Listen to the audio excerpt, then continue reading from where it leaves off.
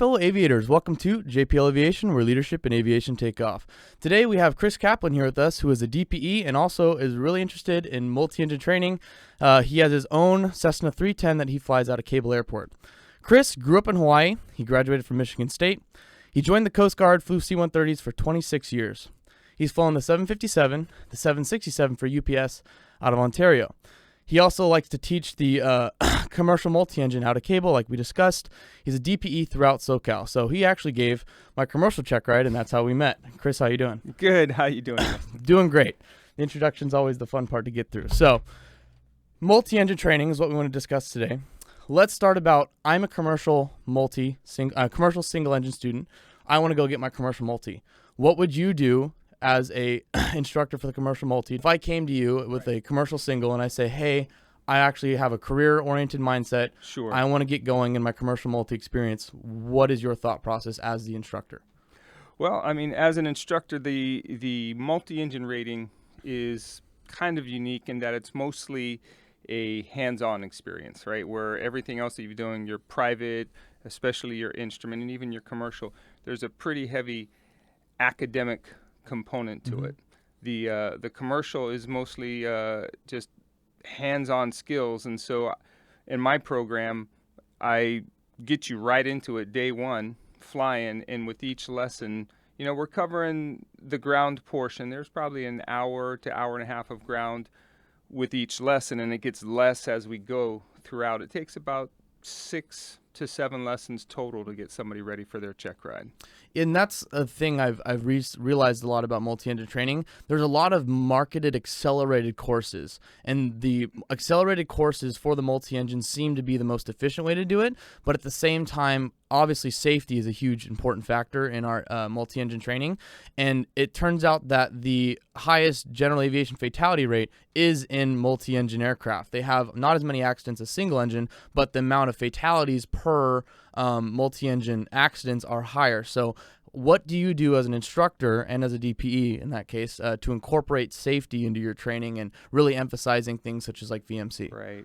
I mean, it's all about safety, right? I mean, the name of my company, VMC Aviation, it's built into the name. Yeah. It's all about how you handle the aircraft and how you perform when the worst happens, which is losing an engine at low altitude, right? And so that's really the focus of getting folks through that initial, I call brain freeze, when you pull an engine on somebody and the deer in the headlights look, right? It's like they feel the plane going, they're not making any corrections, and in a non-training scenario, that usually works out really badly. And so the focus is just, you know, just kind of like in sports, it's just repetition over and over, that muscle memory, so that when it does happen, they react, you know, properly. So what are some things you see in commercial single-engine students that come to you, or say, for example, they want to get their private multi-engine, which is more of a rare case, but when they come to you, what are some common student pilot errors that you see throughout the course of training? Really, it's just, I wouldn't call it errors as much as just acclimating to the multi-engine environment. It's so different than, you know, what they've experienced in a 172 or in a Cherokee. I mean, if you remember that old scene from the movie Airplane, where they show the instrument panel and it just keeps going and going and going, you know, and I think that's the perception folks get when they first sit in there is, wow, there's so many things, so many controls, so many instruments. Just getting them acclimated to the multi-engine environment, I think, is the biggest hurdle. And what are some things you could do to help get that student acclimated? Because obviously the multi-engine, like for me, in my experience, when I first got in the multi, so I did the DA40 for my commercial, and then I did DA42 for the commercial multi. And the DA42 isn't as intense as, per se, an aircraft with 6 levers when you're doing VMC and all that. But for me, I noticed just how the aircraft flies. Like, VR really means VR in a multi-engine, whereas a single engine, you kind of just, you can wait for it to come off the ground because that's how it flies. But for the multi-engine, you just have so much thrust, and the wing wants to stay on the ground and fly. And like, so what are some things that you do to acclimate students to getting used to a 2-engine aircraft, larger wingspan? Right. I mean, it's a great point that when you rotate in a heavier multi-engine aircraft. It's actually, taking some amount of force to go ahead and rotate that thing to a climb attitude. It's not going to, in most, it's not going to just fly itself off the ground. Yep. So yeah, just I'll call out rotate for them, at right at the proper speed, and a lot of times nothing's happening, and I'm like, no, really, rotate. Pull back more. That's the same Right, thing with right, my right. instructor. Like, I go to rotate and I'm actually climbing out at 90 knots. He's like, no, get to like 85, VY in the DA42. And it was a wonderful experience to realize how much of a difference there is between controlling a multi-engine and a single engine. Right. So let's talk about VMC a little bit, right? The Sure. minimum directional control. This is the most important thing we talk about. There's been countless NTSB investigations that people can look up, case studies. Hey, this, multi-engine aircraft did a VMC roll after takeoff. Obviously, the critical phases of flight are very important in any multi-engine aircraft, because if you lose one there, you're low and slow. Right. That's the worst time for it to happen. So, in regards to VMC, what are your thoughts about controlling the aircraft like in a VMC? Because obviously with multi-engine GA, they don't have to be certificated for VMC when they were made. So what is your thought process when it comes to VMC about how to orient yourself in the cockpit when VMC is needed? In a word, push, don't pull, right? Because when an engine loss, and typically you don't see a complete engine loss, hey, just a catastrophic engine failure, the engine seizes up or it's windmilling and it's just making zero power. That's not usually the failure mode. It's more often some type of power loss or power surge. But regardless, at a low altitude, losing an engine, as you start to settle in your peripheral vision, you're going to start to see the houses getting bigger, right? As you're, instead of climbing, now you're sinking at, hey, 200, 300 feet per minute. And subconsciously, you don't like that, right? That's not normal, and you start pulling to make that stop while your brain is trying to figure out exactly what the heck is happening here, right?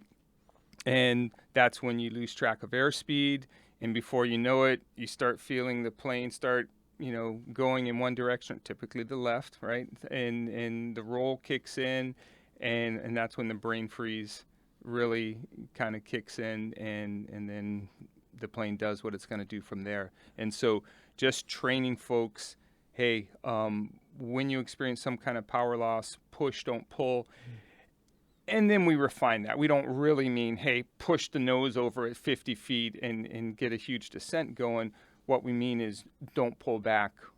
Just think, hey, I need to give just a little bit of forward pressure to maintain that speed while your brain catches up to what's happening. Yeah, I think that's a big thing I've noticed in my multi-training for sure, is like the instructor's always drilling, hey, anything were to happen, always get your airspeed first, worry about the engine later, because if you don't have your airspeed, you're kind of screwed. Absolutely. And as far as once you are in VMC, multi-engine aircraft, as a student pilot, when you first start thinking about, I'm going to go to a multi-engine, you go, oh my gosh, there's a lot of levers, there's a lot of new systems, I can go high altitude now potentially. Like, what is obviously I flew a DA42, so it's going to be a little bit than a typical multi-engine aircraft. However, what is your process for getting the student acclimated to the Cessna 310 systems?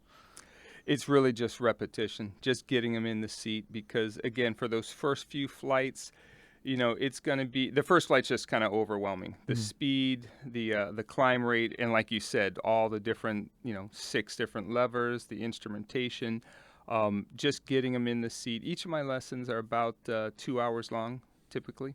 And so by about the third lesson, they're starting to get comfortable. And by the fourth and fifth lesson, they're really kind of getting into the groove. And then the sixth lesson is preparing them for their check ride. In the Cessna 310, I was really confused when I first started learning about multi-engine training, like the concept of feathering. Can you talk about, like, in general, how the feathering system works in the 310 and just what feathering does for the aircraft and why we do that in multi-engine training?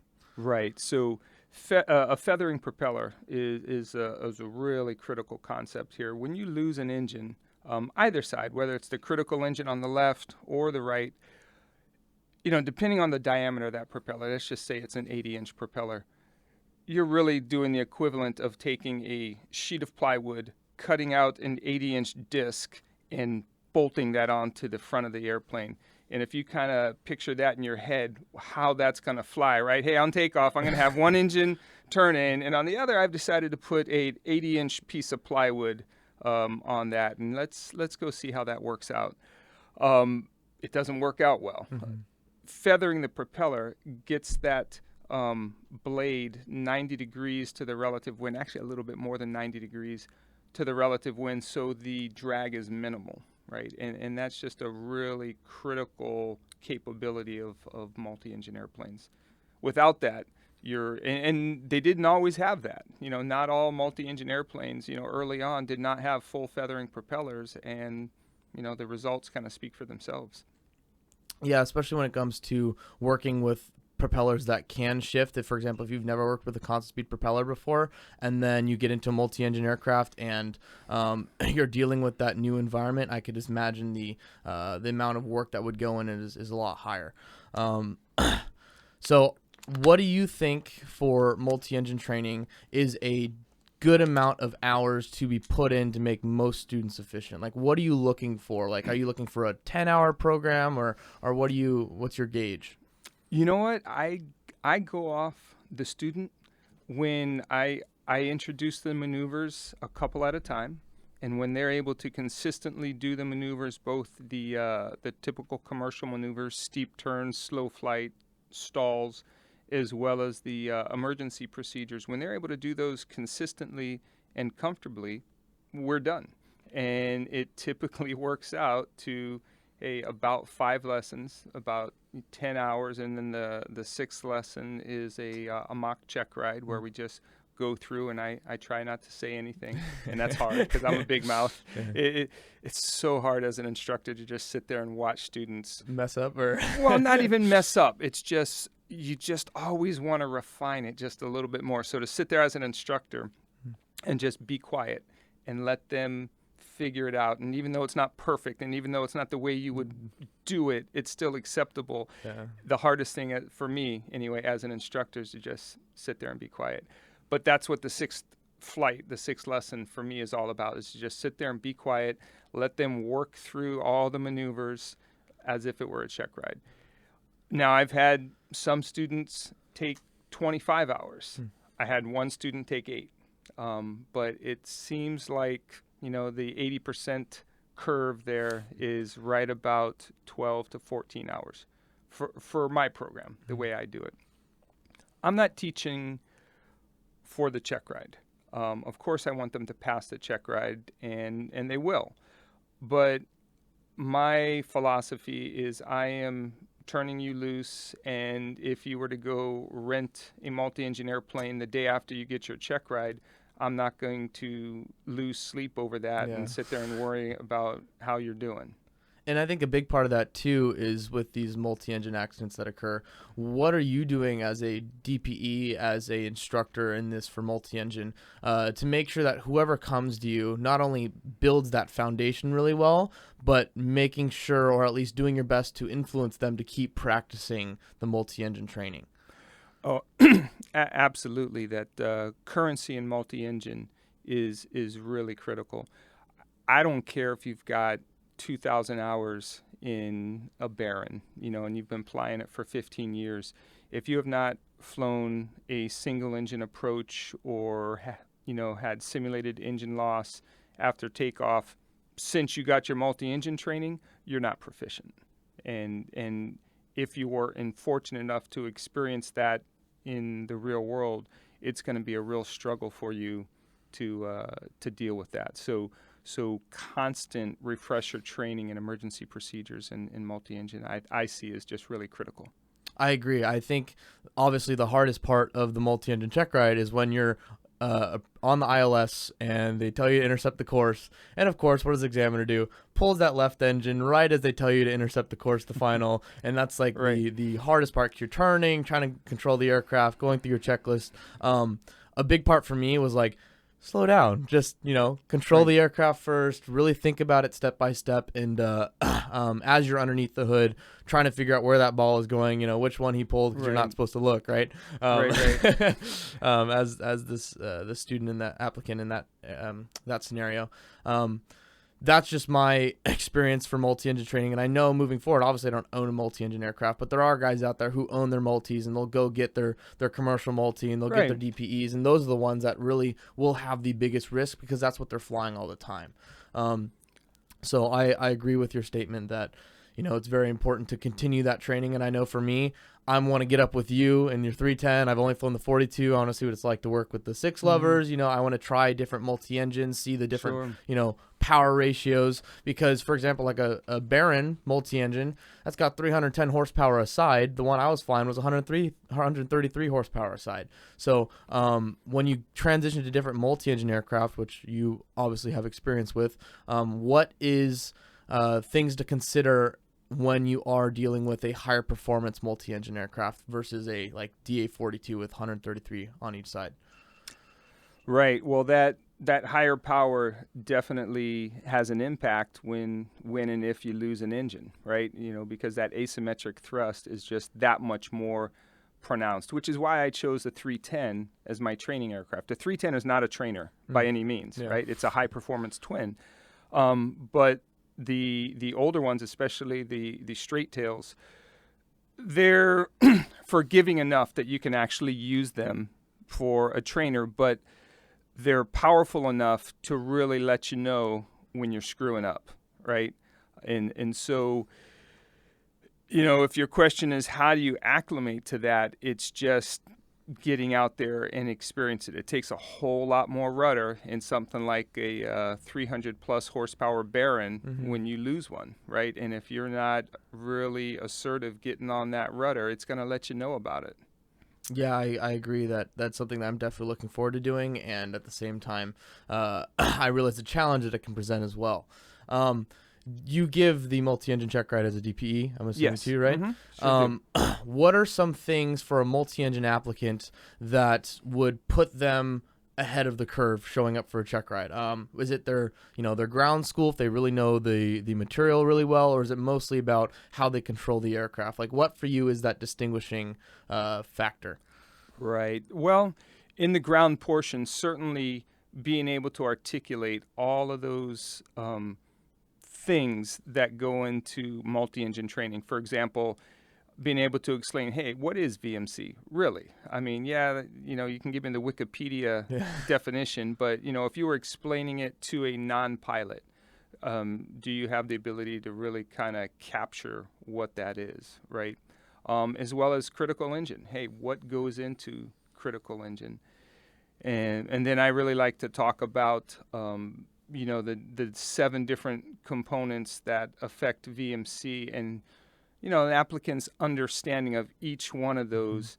Hey, one of which, for example, operating engine at full power, right? Hey, does that increase or decrease my VMC? Well, of course it increases it. Well, what would happen if I just took that throttle and pulled it back halfway? Then what?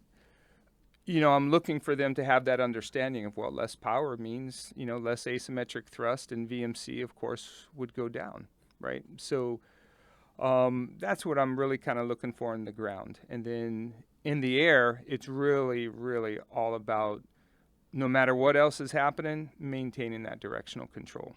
Right? Yeah, it's what you point about the full power one. And coming into land, for example, in a single engine, pattern loop that you're doing, if you pull that operating engine back, the plane just becomes a glider like it normally would.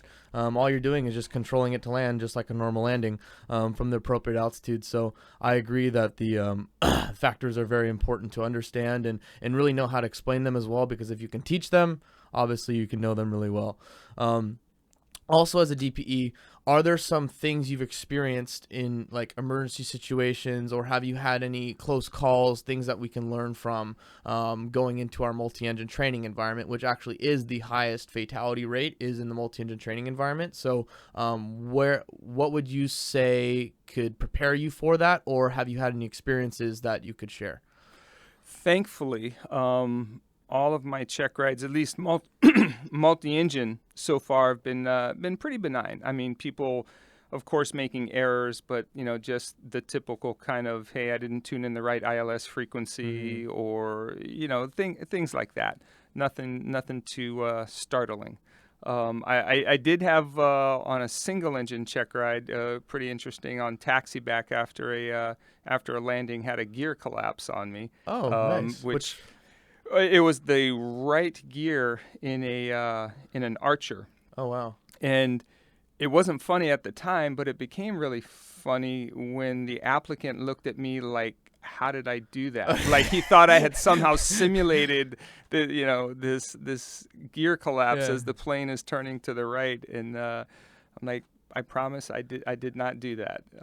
But no, so far it's been pretty good experiences in the multi-engine. Oh, well, that's good. And obviously the safety factor of having two engines is a big deal, whereas, we want to avoid the Long Beach practice area at all costs, so we can go out a little bit. Oh, my God. If you've ever seen this old classic movie called The Battle of Britain, you can pull a couple scenes out of there where the sky is just littered with aircraft, all, just... And I always picture that when I go into the Long Beach practice area, because there's just planes. Yeah, you're literally keeping 500-foot separation above you, below you, and to the right of you. Yeah, I'm not a fan. Yeah, not a fan. And so when we're practicing the multi-engine, we go out, towards Popper, and we can be a little bit farther out over the water because we got that second engine. So it'd be nice to avoid that. But as a DPE, if we don't mind talking about that a little bit. Sure. How long have you been a DPE for? Coming up on 2 years now. So, as a DPE, what was that process of becoming one like for you? At what point were you like, I want to start, giving people their certificates? Right. So, I mean, I was an examiner while I was in the military, so I had that kind of background, and I knew I enjoyed doing the check rides themselves. I mean, I've always instructed. I instructed in the military. I still instruct now. I really just enjoy that flight training environment, and I just wanted to kind of contribute as an examiner. I know that taking check rides is really stressful. Nobody likes them. I still get check rides. That's just part of life as a professional pilot, is being evaluated by others, right? However, they don't have to be as painful as they sometimes are. And so my philosophy on giving check rides is to hopefully create as relaxed and informal environment as I can, so that the applicant can do their best, whatever that best is. And if that best is to the standard or greater, then they walk away with their pilot certificate, whatever that is. If it's not, if it doesn't meet the standard, well, hopefully it wasn't because they were just so bloody nervous that they couldn't perform, right? And that can hinder anybody, that anxiety and stress that you right. learn about in FOIs and stuff. right. No, absolutely.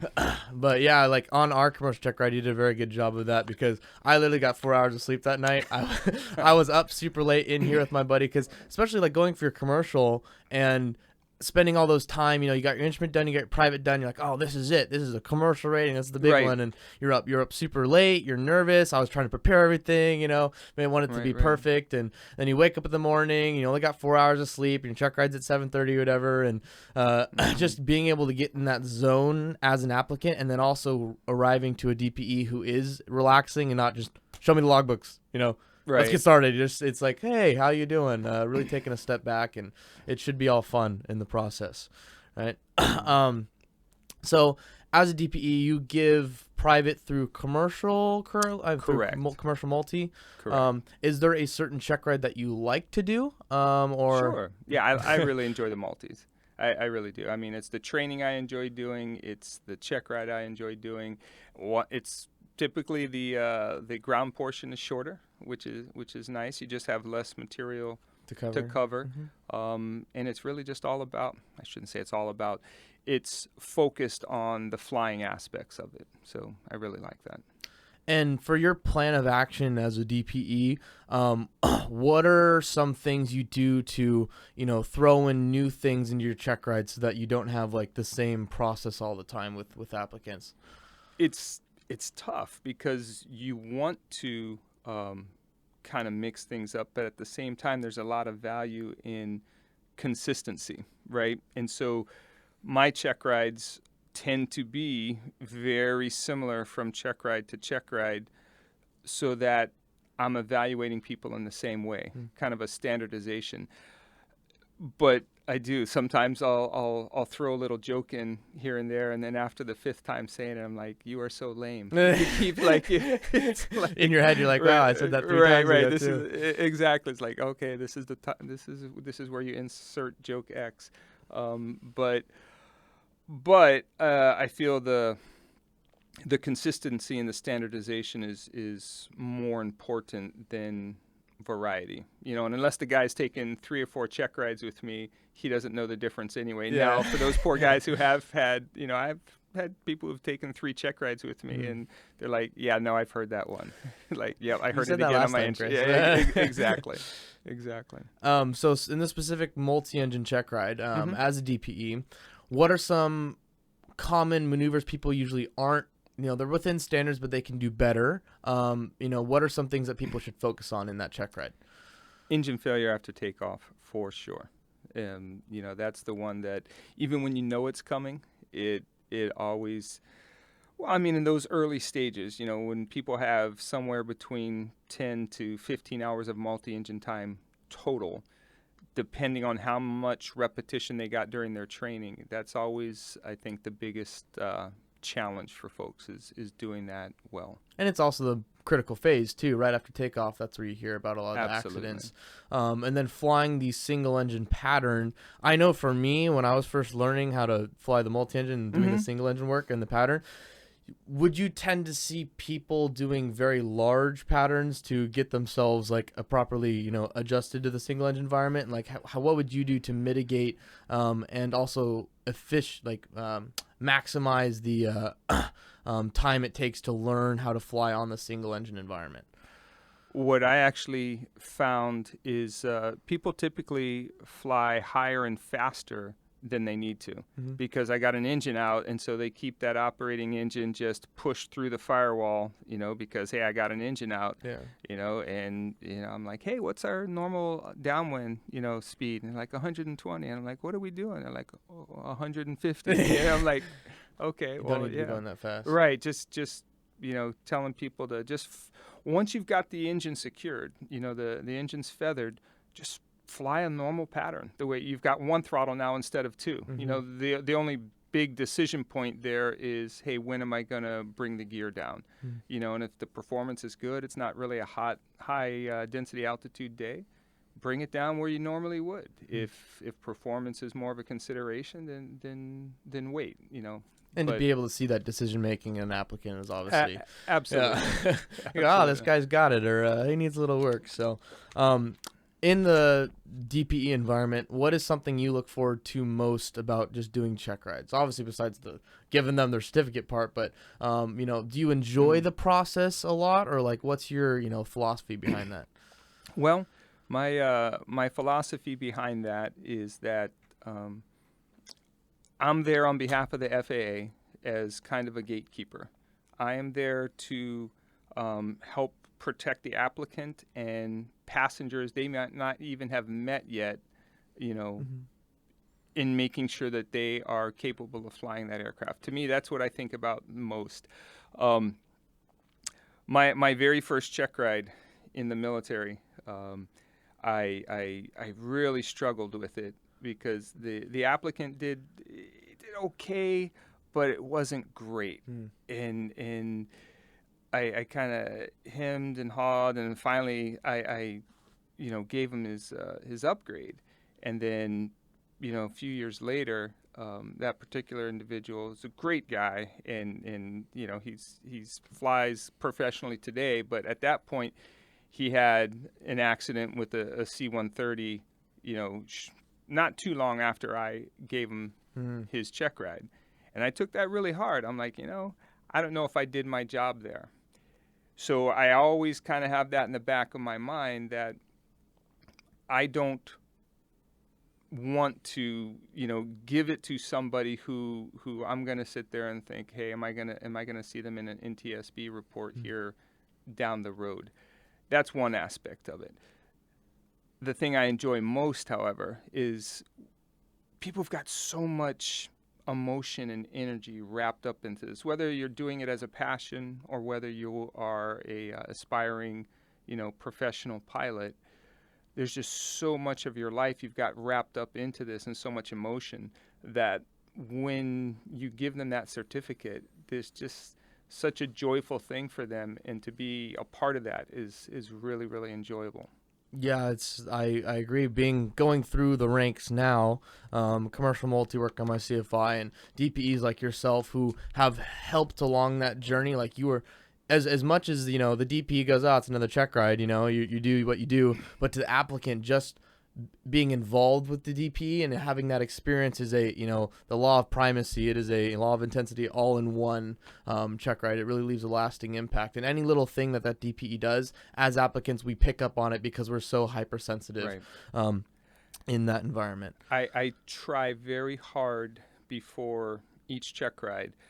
I've got a lot going on, obviously, and, I'll do a couple check rides a day, and in the back of my mind, I'm thinking, okay, what do I need to do this evening? Or, I've got the same things that everybody else is juggling in their daily life.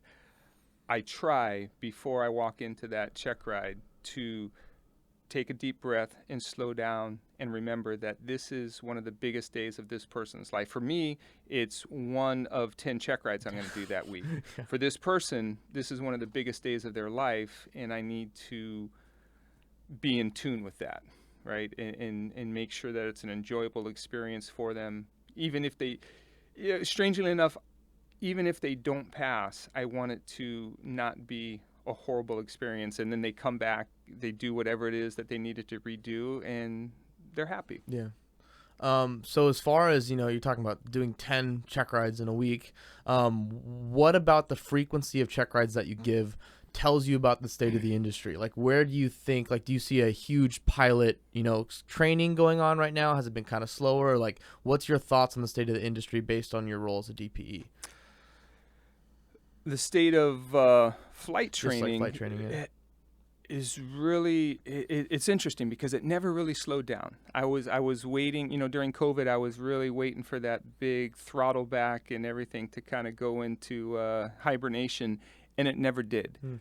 What I found was a lot of the applicants during that period were professionals who were taking the time to kind of pursue one of those life dreams, right? Their bucket list items. Yeah. And COVID gave them that chance to do that.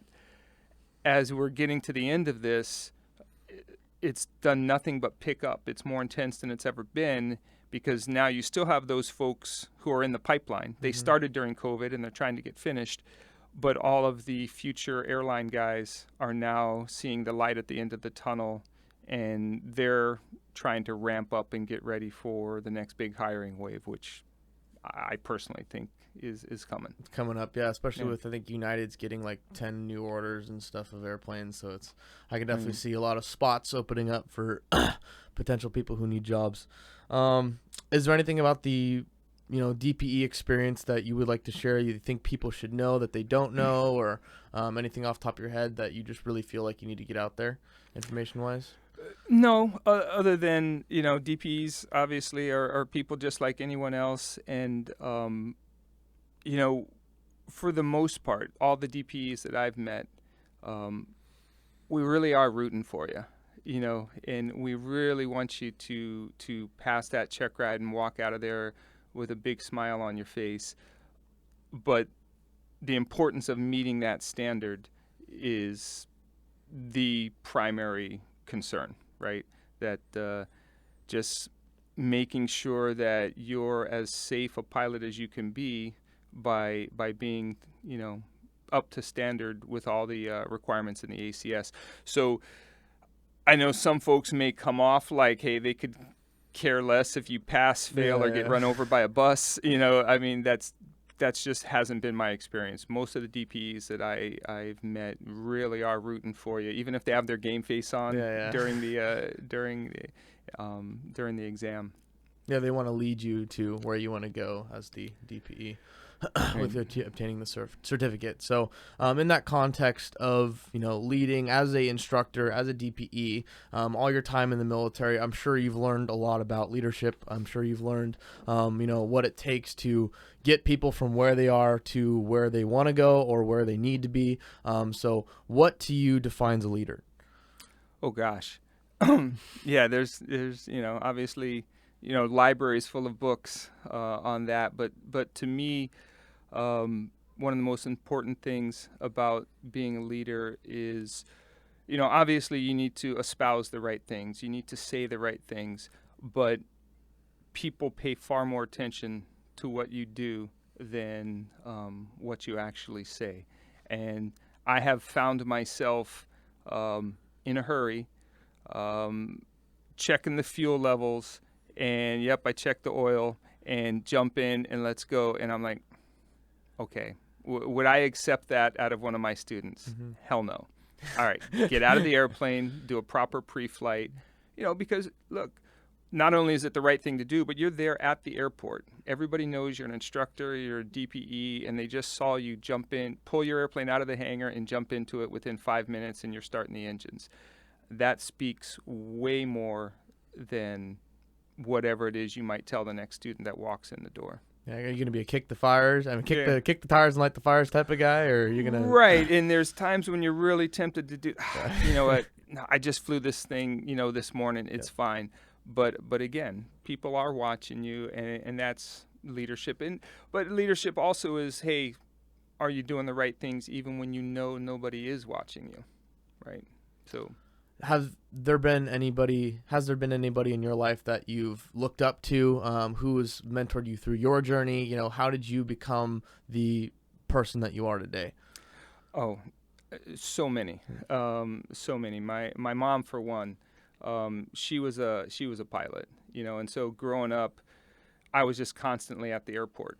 She would drag me along to the airport every weekend, and so it was a long time before I even knew there was another job other than flying. So, I mean, for sure, she was probably one of the biggest influences in my life. So was she an aviator or? Yeah, no, she was a professional. Yeah, right. She was a professional pilot. She flew cargo Part 135 for a long time. She flew Beech 18s and DC-3s and eventually got into corporate flying. And what made you decide to go the military route? Because it sounded like she was civilian, or did she do military too? She did civilian. Not really sure, but I just always knew that's what I wanted to do. It was just a pull towards that military lifestyle, and I chose the Coast Guard. I've just always enjoyed that. Stuck with it. Have you felt like your military training, being in that environment, has prepared you in excess as opposed to someone who didn't take that route? Or what are your thoughts about the overall? Because as a person who's looking to get into aviation, say they don't have the funds, say they they just need a bit of guidance, you consider the military, and then you consider doing it the civilian way, and there's pros and cons to both. So what would be, in your experience, the pros and cons of the military route? So the military route, the cost savings for one, but nobody, I think, should go into the military for saving money on their ratings. Primarily it's to serve, and that should be your primary focus is to serve. But aside from that, military flight training, it's easier and harder at the same time. It's easier because there's not a lot of initiative required. And what I mean by that is a very prescribed program. Study this, you're going to be tested on this tomorrow, and then the next day, and so on and so on and so on. And so it's all laid out, in great detail. All you need to do is keep up. keeping up's very difficult. So it's not an easy path, but it is a very well-defined path. So for people who thrive in that more structured environment, then military flight training works out great. For other folks who don't thrive as well in a structured environment, then civilian flight training, where, like you said, hey, you kind of piece it together yourself, right, is a better way to go. Yeah, the creative flair versus the structure. Right. And in the civilian world, there's there's places that kind of bridge that gap a little bit, and certainly places like ATP come to mind. Obviously, it's not a military environment, but it is very prescribed. They're milling out pilots. Well, you go in and they tell you step by step what you're gonna do, and that's why I think so many people go to places like that, because there's so much uncertainty that they want the security of a very well-defined program. Yeah, that makes sense. The structure gives you a product, and then the creative may have a little bit different struggle, but at the same time, if you need more time to do it and you have a little creative flair to getting things done, Right. It's a alternative option. So your flight school is VMC Aviation is what it's called over in Cable. And VMC Aviation, yep. I don't want to oversell it. By flight school, I mean a hangar and 1310. and an awesome instructor. That's what you're going to get paid for. And it's funny you joke about that a little bit, but to me, one of the most important things that will define your success in flight training is that flight instructor.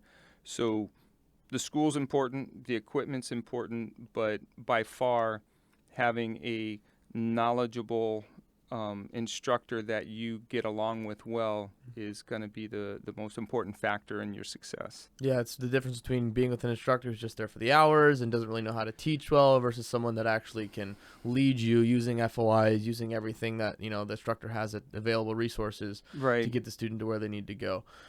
So in that topic, last little segment here of what makes you strive to be better? Like, what makes you keep going in aviation? You've had a long, successful career already. Why not just stop and call it good? Like, what are some things that keep you motivated, and also what are your long-term goals?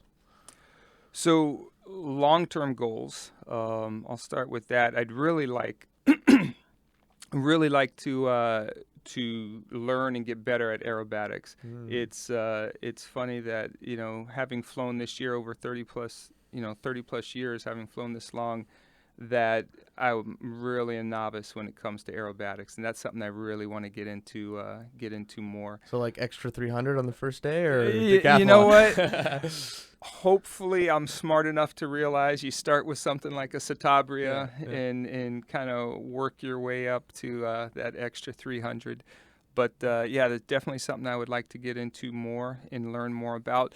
Not just because it's enjoyable, but also, when you're flying with a lot of new people, folks can put you in some pretty awkward situations from time to time, and being really well prepared for that would be one. First time I did slow power on stalls, I put us in a spin. Was a nice student pilot. Well done. I had no idea. He's like, right, better, and I went whoop, and you could guess what happened next. Stall plus yaw equals spin, right? Yep. So, but long-term goals, that's your goal, is to get aerobatics, become more proficient at that. But then also, what drives you to keep being better? What's your philosophy and your motivation? I think all of us who just really have a passion for flying, it's just something kind of internal ticking, like the thing that I always kind of use as my litmus test for people is when you hear a plane fly over, do you have to look up and see what it is? And I've been doing this my whole life, and I still do. I don't care if it's a Cessna going over my backyard or a Southwest jet lining up for Santa Ana.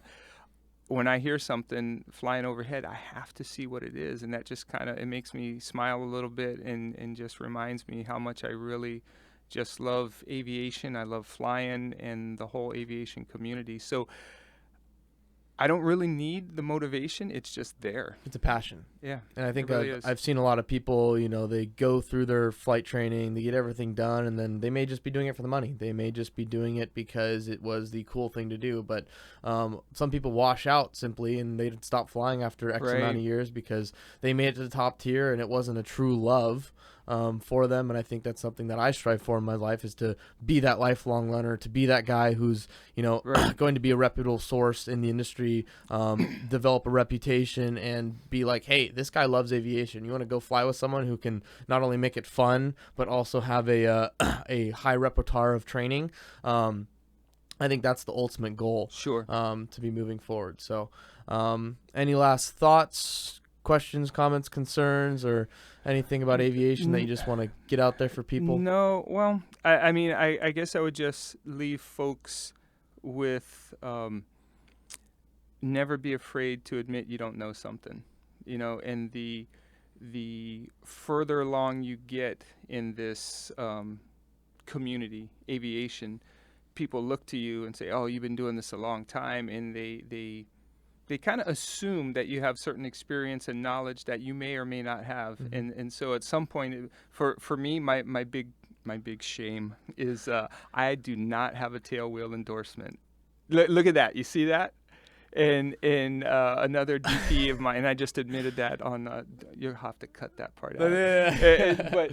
But people will be like, hey, you want to come fly with me? And I'm like, dude, actually, I'm not. My neighbor has this awesome widgeon, and it's a Grumman widgeon, and it's a tail dragger. And he's like, hey, you wanna? And I'm like, I had that thing sideways like so fast, and so, but I kind of chuckle about that. But you know, the learning never stops. But you can only learn if you're willing to admit to people that you don't know something, right? And so never be afraid to admit what you don't know, and learn from wherever it comes. You know, I'll have 25-year-old flight instructors showing me different techniques on how to teach and get through to students. It's funny, my wife, we've been married 27 years, Paula. She's decided in the last couple of years that she wants to learn to fly. Oh, nice. She's been around it ever since she's been married to me. But you can't do the training, though. That's the rule. Oh, my God. That's the rule. I tried. And I got fired, justifiably so, probably, I think, within 2 or 3 lessons. Actually, she says that you didn't get fired. You were never hired. You were on probation. But it's true, though. Trying to teach somebody that you have a relationship with is difficult. And so I was literally asking, you know, this 25-year-old instructor, hey, you know, how do I teach her how to flare? They don't make an FOI for the wife. Right. How to deal with spouses. Right. Maybe that should be a new addition to FOI, how to teach relationships, you know. Don't, because you won't do a good job at it. Yeah. So cool. Well, thanks, Chris, for coming on. Enjoyed it. We're wrapping up our time frame here. VMC Aviation, what's the best way for people to contact you if they want to do multi-engine or DPE flight training? Yeah, no, they can just reach me at chris@vmcaviation.org.